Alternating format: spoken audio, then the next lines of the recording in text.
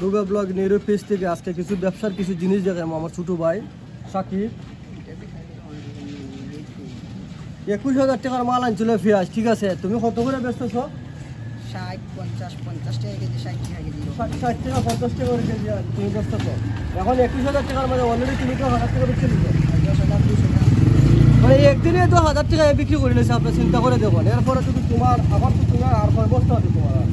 আর প্রায় 4 বস্তা বেচতে 6 বস্তার মতন আছে। মানে তুই আনছিল কয় বস্তা টোটালি? টোটালি 10 বস্তা আনছিলাম। টোটালি তুই 10 বস্তা আনছিলে, এর ভিতরে আর কয় বস্তা রয়েছে? আরো 6 বস্তা রয়ে গেছে। কেজি কত করে বেচতেছ? ওই তো 50, 60 এরকম বেচতেছি। 50-60 টাকা করে। ব্যবসা যে কোনো ব্যবসা যদি আপনি দেন না, মানে ব্যবসার উপরে কোনো কিছু নাই। কারণ ব্যবসা দিলে আল্লাহর একটা রহমত থাকে, ঠিক আছে? কিন্তু তুমি পরিশ্রম দিয়ে যে ফোলাটা আছে না, এ কিন্তু পরিশ্রমে কোরআনের আফেজ পুরা 60 টাকা কেজি ভাই, 60 টাকা কেজি চলছে। বেশি চলছে, বেশি কথা ওই দিকে একবার একটু একবার ক্যামেরা লিয়া 60 টাকা করে চলছে। এখন কত হলো তোর, মানে এ কিন্তু একজন কোরআন হাফেজ, ভালো মানুষ, এবং সে ব্যবসার প্রতি সবসময় তার টান। সকালবেলা ঘুম থেকে উঠতে আর একটু পিচ্ছা, সকালবেলা ঘুম থেকে উঠতে কিন্তু আইডলের কোনার মাঝে গিয়া সে বিভিন্ন ধরনের ব্যবসা করে। পেঁয়াজ পেঁয়াজ কি লাগবে না ভাই? কাস্টমার আছে, একটা মিনিট আমি পরে কথা বলতেছি, আপনারা লাইনে থাকেন। ভিউয়ার যারা আছে আপনারা দেখবেন একটু। বড়টা দাও বাইরে, বড়টা দাও। কাজ যে কোনো কাজ শুরু দেখতে না, ঠিক আছে? খাস কাজই, এই খাস দুই মানুষের ফ্যামিলি চলে, এটা বুঝতে হবে। ঠিক আছে, খানাটা দেখ কয় কেজি? হ্যাঁ, 1 কিলো। ওই যে দেখুন কাস্টমার আছে, কাস্টমার নিতেছে। আমার মনে হয় যে তোর দাঁড়ানো এটা একদিনে আজকে শেষ হয়ে গিয়া, বর্তমানে আজকের ভিত্তিগুলো শেষ হয়ে গিয়া। 60 টাকা করে চলছে, 60 টাকা।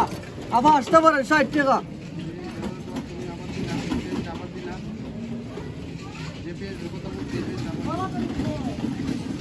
লাগাও, এটা লাগাও। 60 টাকা হলো। এখন কত হলো, তুমি যে ব্যবসা করতেছো, আমি তো জানি যে তোর ফলের যে আছে না সবজি বাজার, এরা কিন্তু ভালো ব্যবসা। তুই আরো কিছু আইটেম তুলস না?